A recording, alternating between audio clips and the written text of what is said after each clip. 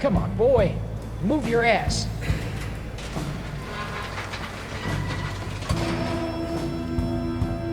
The nation's second oldest penal institution was the Ohio State Penitentiary. Its 40-foot high gray stone wall covered first square blocks in downtown Columbus, an awesome soul-chilling sight. I'm not gonna lie, I was scared.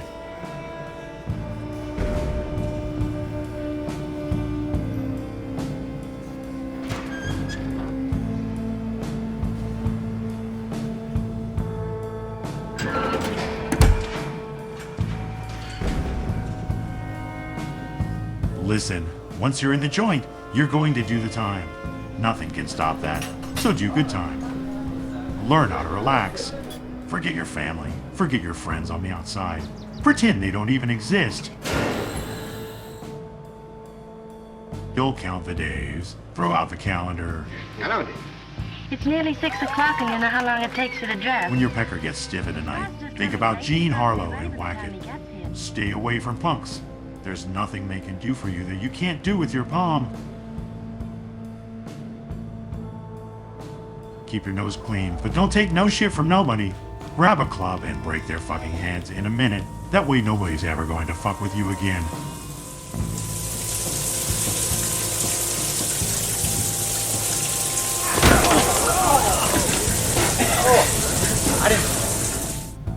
Don't worry about cockroaches.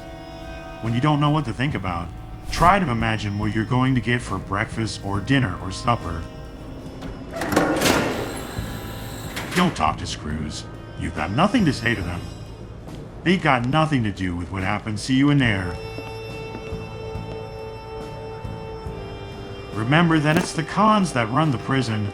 They're the clerks. They do all the paperwork. Keep the files, assign the good jobs, the good cell blocks. They see that you get extra privileges. Screws don't do nothing but watch.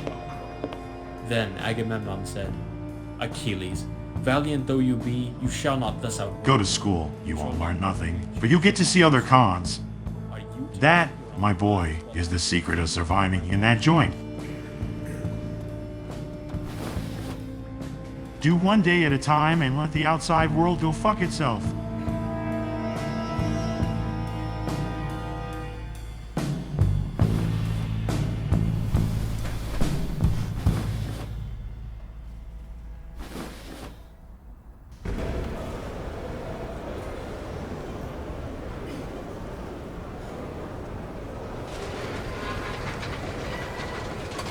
You're that Jimmy the Weasel, right?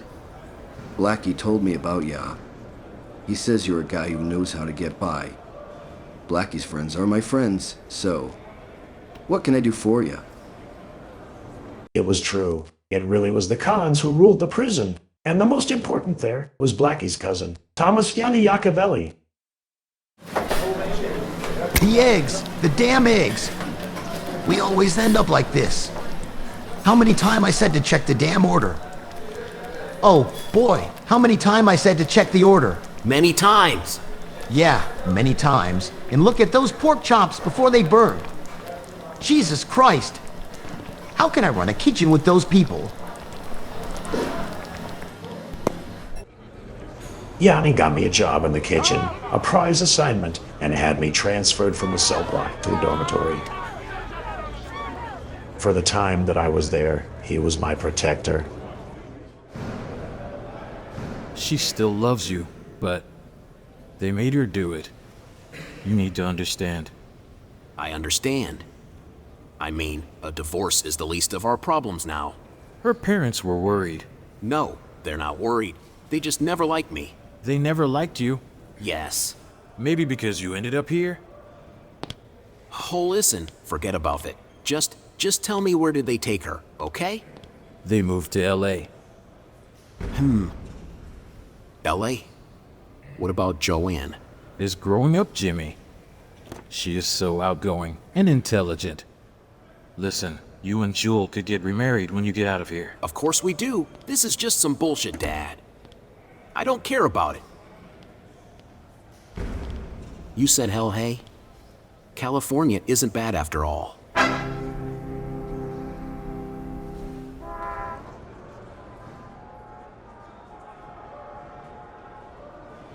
So you want to make a move to LA? Yeah, that's right. Just wanted to see what you thought about it. Got some connections there myself. There's one guy in particular I want to set you up with. Johnny Rosselli. Rosselli? That's right. He's doing a stretch in Leavenworth now. You know, got nabbed for that Hollywood producer shakedown. Oh. He's a good earner. One of them guys who knows how to rake a pile of dough. That's just what I need most. I mean, Jewel, we gotta get remarried, and then there's the kid, too. I get it. Well, when he gets out, he'll be heading to Los Angeles. Tell him I'd appreciate it if he'd introduce you to the right folks. I will, Yanni. Thanks a million. You're a grown man now. It's time you started working for real. Johnny is the right guy. You'll see.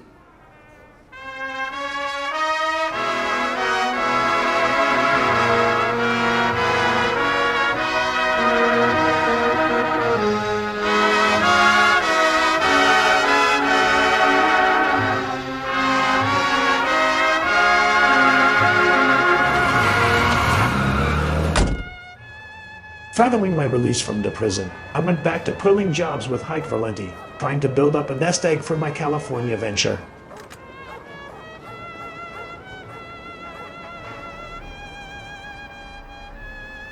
To satisfy my parole officer, I managed canteens at 3 factories for Bob Sicaro, an old friend from school, who was now the business agent for the truckers local. Managing canteens looked like a legitimate job to my parole officer, but it was a black market operation and a gold mine. I sold nylon hose, cigarettes, liquor, food, and gas ration stamps. Anything that was hard to get. I bought from hijackers, burglars, and hustlers, and sold at markups of 200% and 300%. For tonight's thing, add 2 of these as well, okay?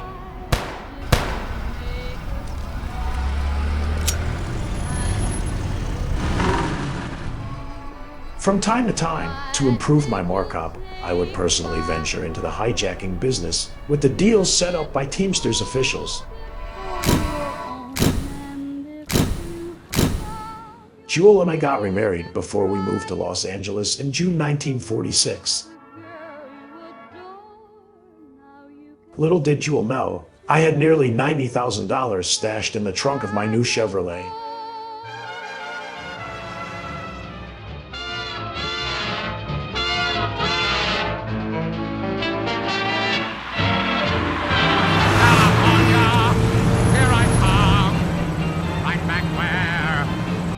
My first large-scale operation in Los Angeles was as a bookmaker at the Chase Hotel in Santa Monica.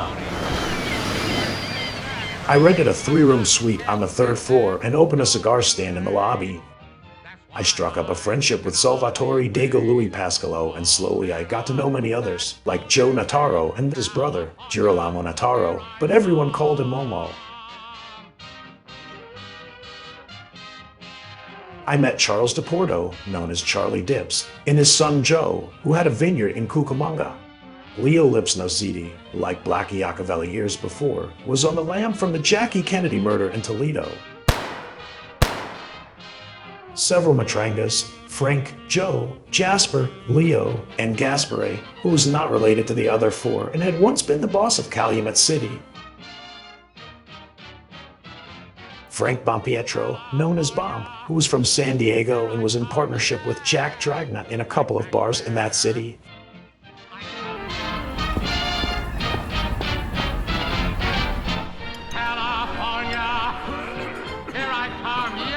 James Iannelli, who under the alias of Danny Winslow had acquired a reputation as a muscle man, but was in fact terrified of violence.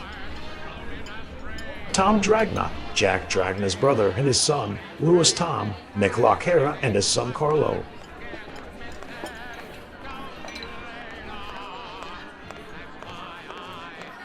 Frank DeMartone, who was an attorney, Sam Bucco, and Biagio Bonaventi, both of whom always looked ready for action and were. Here I come.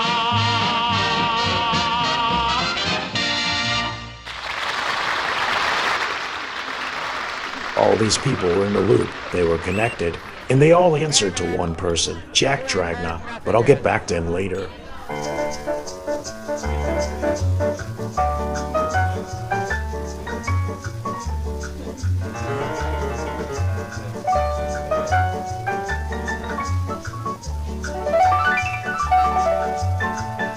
It wasn't until September 1947 that I managed to meet Johnny Rosselli at Dago Louie's place.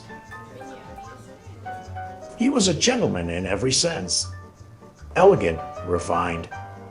Looking at him, you confirm the saying that you shouldn't judge a book by its cover. Who would have thought that this distinguished 40-year-old was someone who, as a kid, had been tough enough to work for Al Capone in a time when tough guys dropped like flies?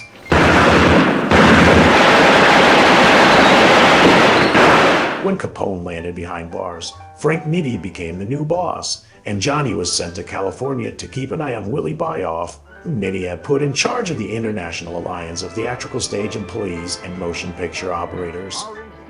But in '43, Byoff got nabbed for tax evasion and turned state's evidence, landing everyone in hot water. Most of the Chicago Goodfellas got pinched for squeezing millions out of the movie folks, and Johnny ended up in Leavenworth. After serving, so to speak, his time, he returned to California, under Jack Dragna's wing. I say so to speak because during that time, both Johnny and the other Chicago Goodfellas were the focus of a congressional investigation aimed at ascertaining the reasons behind their early release. But for Johnny, it seemed like nothing had happened, and there he was, calm and collected, chatting away in Dago Louie's parlor.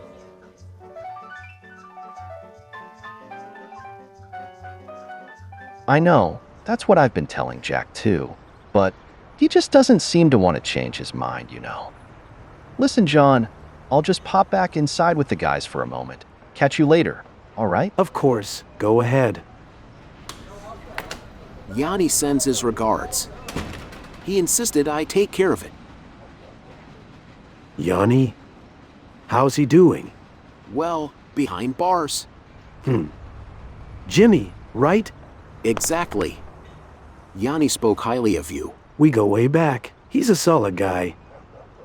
Well, he also mentioned something else. Something else? Well, shoot. He said he'd appreciate it if you could introduce me to the right people. That's what he said. Yanni said that? Haha. Well, Yanni must really trust you. He taught me a lot. I owe him a lot. You know what he meant by those words, right? Johnny, I've been wanting this since I was a kid. I knew the Italians on the hill had something special going for them, but it's so fucking hard to crack. That's right, Jimmy. And that's the way it should be. When you get the wrong guy in there, you've got to clip him.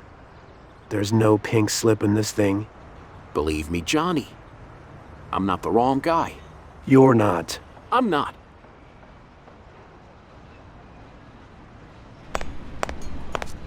All right. I'll see what I can do. After all, if Yanni vouched for you, then I can do the same.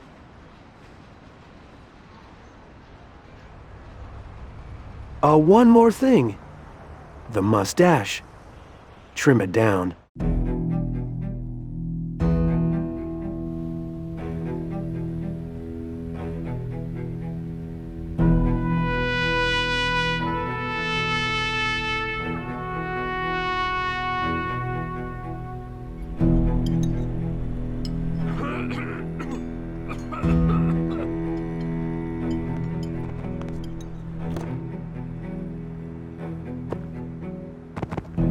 It's time. Just a couple things, Ginny. After you've taken the oath, go around the circle and kiss everybody and introduce yourself, then join hands with the others. Are you ready?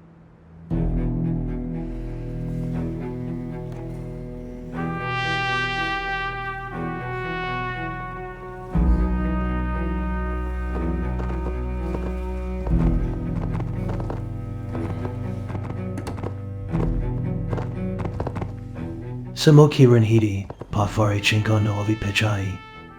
Jimmy Foria, Jimmy Geraci, Joe DePorto, Lou Pascalo, Eufigio de mi fra the Tom, Louis Tom Dragna. Jimmy, Usta entrando non orda sacithan de la Cosa Nostra. Si vidi the pistola, e de Calfello, si mori the pistola, e the cartello. Cosa Nostra comes first above anything else in your life. Before family, before country, before God. When you are summoned, you must come even if your mother or wife, or your children are on their deathbed. There are 3 laws you must obey without question. You must never betray any of the secrets of this Cosa Nostra. You must never violate the wife or children of another member. You must never become involved with narcotics. The violation of any of these laws means death without trial or warning.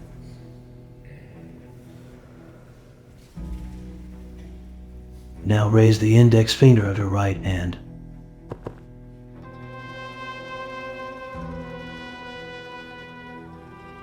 Kusta gacha the sangu, tu rianeshi riente la famiglia. Simi na cosa sola, fini alla morta.